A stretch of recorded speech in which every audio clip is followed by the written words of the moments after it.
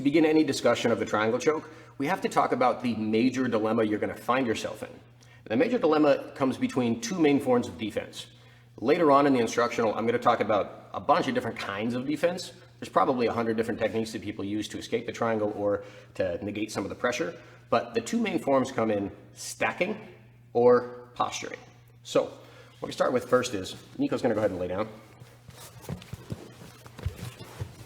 Come on this way. All right, so find yourself in the threat position or the trap triangle right here.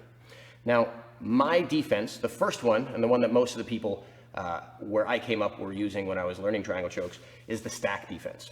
Now, right now, my head and my shoulders are over Nico's hip line across here. If Nico wants, even without using his hands, he can probably lock a triangle choke, even though he's got stupid fat legs. But if I move my head and my shoulders over his chest line, I drive up on top of him, I'm kind of seeing this angle right here, this becomes much more difficult. So go ahead and try to lock your legs now. You can use your hands. Just a lot more difficult if I can get my weight over his chest line. So the first way that people are using the stack is just to negate his ability to lock the triangle.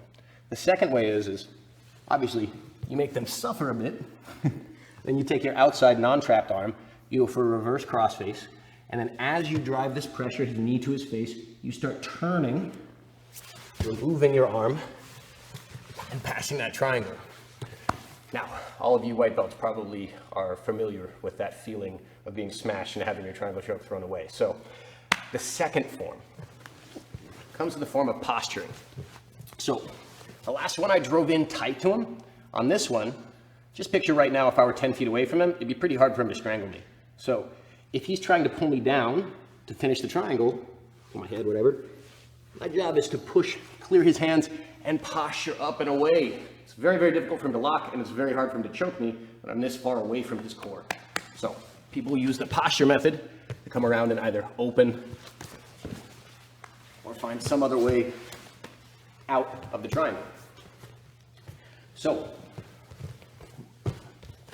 any understanding of how to finish the triangle has to address the fact that the two main forms are going to be either that stack pressure or that posture pressure. And what you use and which method you use is going to be determined by which one your opponent decides to do first.